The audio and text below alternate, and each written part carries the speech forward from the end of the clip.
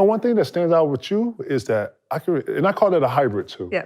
I like to think that you actually created your own square and you stood on it. And what I remember about you is your confidence. It would be like 200 mics right here, or like 15, 20 mics right here. And all you see is just this little head bopping around. You come around and you get right in the middle, Rachel, and you just boom. And you ask your stuff. What is this what you're talking about? This is what you got from that?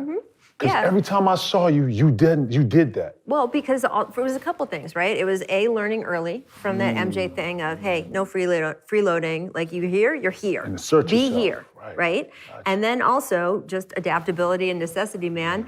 I am, again, small human. So if I stood in the back, if I stood on the side, if I didn't weave my way through to get to where I could actually see you and connect with you and ask you a question eye to eye and face to face, I would never get anything done because I would just be that little voice in the background going like this. So, that's yeah, not her you voice, just, by the way. It's yeah, not her that's voice. not. So yeah, and also just life is short, and if people, like go do the shit you want to do. Facts. And I think early on too, watching you guys.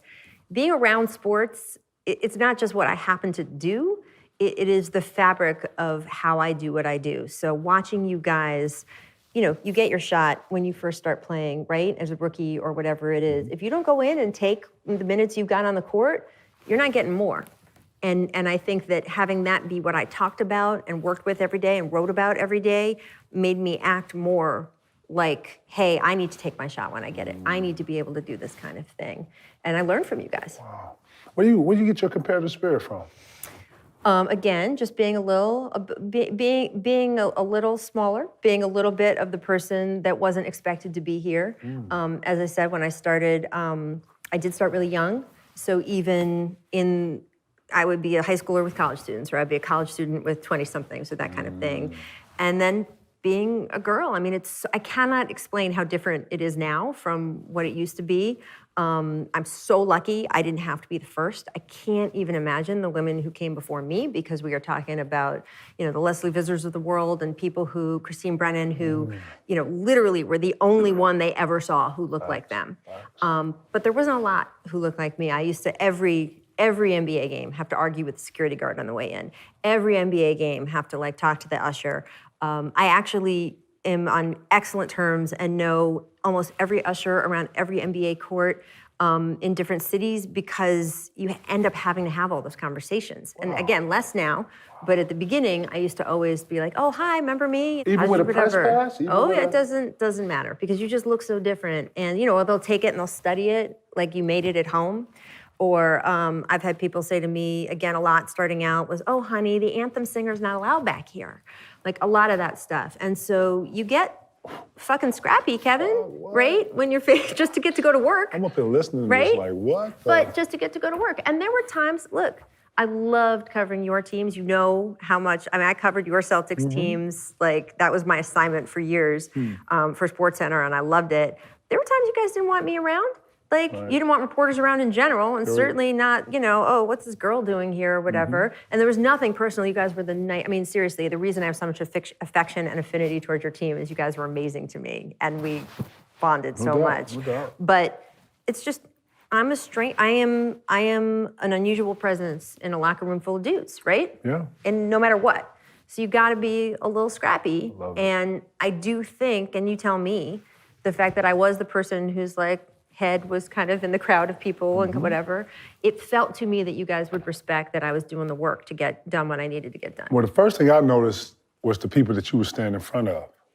And I wanted to see who was going to be, just as competitive. And everybody, every last time I saw you do that, fell in line.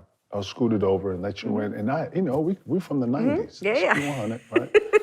A lot more combative, a lot more friction. It's not so, hey, And then I would see the mics go in front of your mic and all this. I've been there. So the first thing I would watch is the people reacting to you.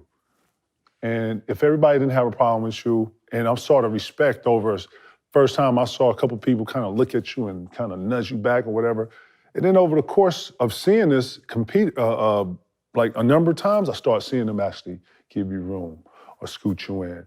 Or one time when your mic couldn't reach up here, I think I might have even grabbed your mic and little stuff like this that you get continuity. But I'm saying all that to say that I felt like you gave us respect. You was respectful, because what people don't understand about athletes is when you win, you lose, you're in this roller coaster of emotions. Some of the questions that you're finna ask me, walking up to this thing, I got asked 7 different times. Yep. So now I'm giving 7 different versions. I'm annoyed. Don't let us be on some losing. I don't want to talk when we're losing. Yep.